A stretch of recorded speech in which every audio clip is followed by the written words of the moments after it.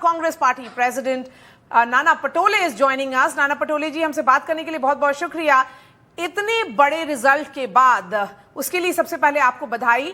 कितने लोग आपके संपर्क में हैं? ये भी कहा जा रहा है कि शिंदे सेना के एमएलएज आपके संपर्क में हैं और अजीत पवार एनसीपी कैंप के भी लोग शरद पवार के टच में हैं। क्या हो रहा है वहां?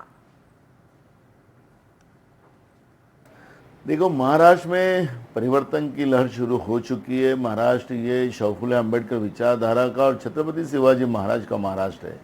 और ये महायुति में जिस तरह से ये विचारधारा को ही ख़त्म करने का एक प्लान बीजेपी ने जो बनाया था और लोगों ने उसका जवाब इस पार्लियामेंट के चुनाव में दे दिया। और कांग्रेस ये सबसे बड़ी पार्टी कर आज महाराष्ट्र में सामने आई है।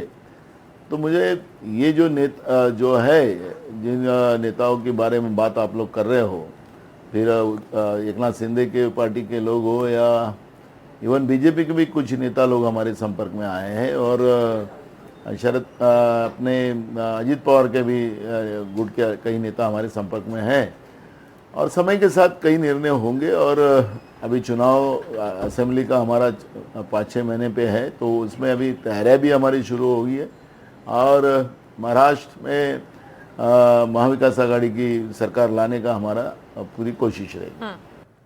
जी, लेकिन ये जो संपर्क हो रहा है उससे आगे भी बात बढ़ेगी क्या? क्योंकि आपने कहा कि आपके संपर्क में हैं एमएलएज, बट बीजेपी भी कह रही है कि एमवीए के नेता उनके संपर्क में हैं।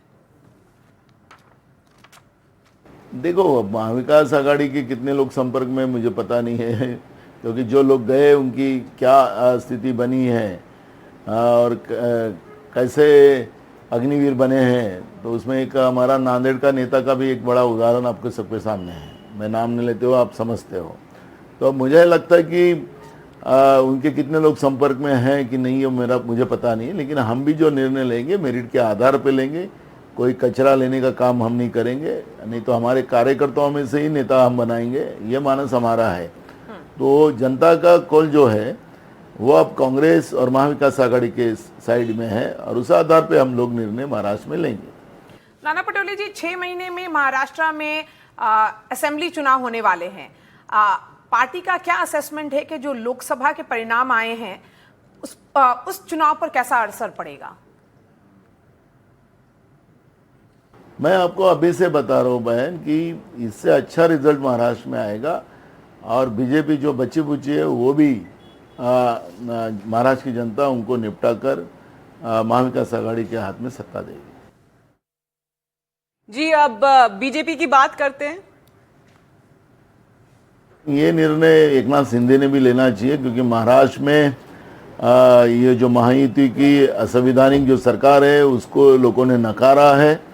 जैसे फडणवीस ने कहा है वैसे एकनाथ शिंदे ने भी कहना चाहिए और सरकार बर्खास्त करके जनता के सामने वो लोग आना चाहिए। ये मांग कांग्रेस करती है।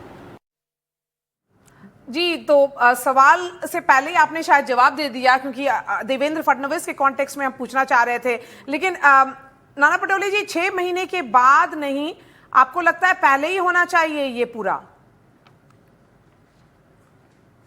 चुनाव? बिल्कुल है, क्योंकि जनता ने इनको नकारा है महाराष्ट्र में और नकारने के बाद इनके पास तो कितने सीटें थी, 26 इनकी खुद की बीजेपी की थी, वो 9 पे आके लटक गए। और इनके पास 19 सीटें थी एकनाथ शिंदे के पास, वो भी आके लटक गए। तो दोनों का अगर हिसाब लगाए तो जनता ने इनको नकारा है। जैसे फडणवीस ने डिसीजन लिया है वही डिसीजन एकनाथ शिंदे ने लेना चाहिए। महाविकास आघाड़ी की बात कर रहे हैं गार्गी, यही जो सवाल है। जी, जो खींचतान पहले हो रही थी महाविकास आघाड़ी जो अलायंस में, क्या अब हम मान सकते कि सब ठीक है? नहीं, महाविकास आघाड़ी में कोई खींचतान नहीं है। हम लोगों का पार्लियामेंट के इलेक्शन में भी हमने कहा था कि जो भी सीटें का बंटवारा होगा, क्योंकि सबसे बड़ी तकलीफ जो होती है सीटों के बंटवारे में होती है, उस समय भी हमने प्रस्ताव रखा था कि मेरिट के आधार पर डिसीजन हो। अगर मेरिट के आधार पर डिसीजन होते तो आज सबकी सीटें यहाँ पे बढ़ती थी और महायुति को बहुत बड़े महाराष्ट्र में जनता का जो गुस्सा है उसके सामने जाना पड़ता था।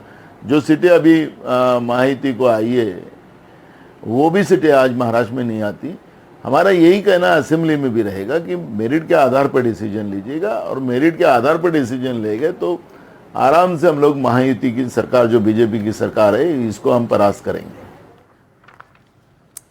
नाना पटोले जी, कांग्रेस अब छोटी पार्टी बन गई है। आपने ज्यादा सीट्स अपने अलायंस पार्टनर्स को शायद खुश करने के लिए दिया था, तो क्या आपको लगता है इस रिजल्ट के बाद, जहां पर साफ तौर पे दिख रहा है महाविकास अघाड़ी को बहुत ही शानदार परफॉर्मेंस रहा है, क्या वो जो निर्णय था पार्टी का कि कम सीटों पे लड़ने का, क्या वो सही था? देखो, हमारा रोल तो यह है कि वोट का विभाजन ना होना और बीजेपी को देश से, सत्ता से निकालना, ये हमारा मकसद पहले भी था, आज भी रहेगा, कल भी रहेगा। तो मुझे लगता है कि ये जो परिस्थितियां है, तो आज हम अगर सबसे बड़ी पार्टी महाराष्ट्र में है तो हमारा जो सहयोगी दल है उनको संभाल के लेके जाना और वोटों का विभाजन न होने देना, ये हमारा पूरा ध्यान रहेगा उस सब चीज के ऊपर, और उसी आधार पर हम महाविकास अघाड़ी को लेके चलेंगे। जी, और आखिरी क्वेश्चन कि 6 महीने में जो चुनाव होने वाला है, क्या उसका चेहरा उद्धव ठाकरे होंगे? देखो, चेहरा तो अलायंस में कोई होता नहीं, इंडिया अघाड़ी भी हो गया, इंडिया अलायंस भी हो गया, तो चेहरा ऐसा थोड़ी बनाया गया था। जो भी जिसकी ज़्यादा सीटें आती है उसी आधार पर निर्णय लिए जाते हैं। ठीक है, उनके पार्टी के कार्यकर्ता और नेता हमारा मुख्यमंत्री बनना चाहिए, उनका मुख्यमंत्री बनना चाहिए, तो चलते रहता है। तो वो अलायंस में ये सब चीज़ें पहले नहीं होती, आफ्टर चुनाव के बाद होती है। चलिए नाना पटोले जी, हमसे बात करने के लिए बहुत बहुत शुक्रिया।